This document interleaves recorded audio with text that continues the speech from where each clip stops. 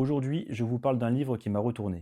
Un récit basé sur des faits réels qui est troublant, humain et qui nous interroge sur notre rapport à la vérité et à la fragilité. Je parle bien sûr de L'Adversaire de Emmanuel Carrère aux éditions Folio. Dans ce livre, Carrère revient sur l'affaire de Jean-Claude Roman, cet homme qui a passé plus de 20 ans de sa vie à mentir à tout son entourage, à sa femme, ses enfants, ses parents, ses amis. Un mensonge qui a gonflé jusqu'à l'explosion, jusqu'à l'impensable. Et ce qui est très fort, c'est la manière dont l'auteur s'est approché de cette histoire. Il a assisté au procès, il a écrit à Jean-Claude Roman, il a mis des années avant d'oser écrire ce livre parce qu'il voulait comprendre la mécanique du mensonge, comprendre l'homme qui se cache derrière l'acte et comprendre aussi le drame qui est vécu par les victimes. Et ce récit, c'est autant la chute de Roman que celle de ses proches, de ceux qui lui faisaient confiance, sa femme, ses enfants, ses parents, mais aussi celle de ses amis qui ont dû encaisser l'effondrement total de quelqu'un qu'ils pensaient irréprochable. Ce qui est fou, c'est qu'à la lecture, page après page, j'ai vraiment ressenti cette dégringolade, ce gouffre qui s'est ouvert sous les pieds de tout le monde.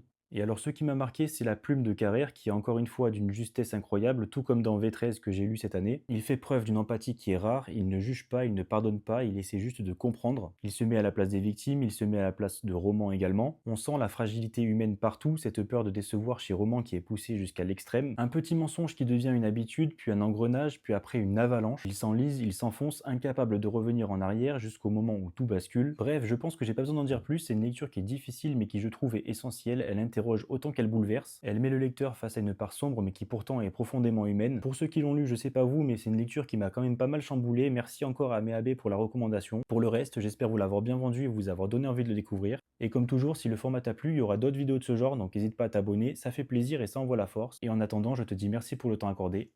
A plus.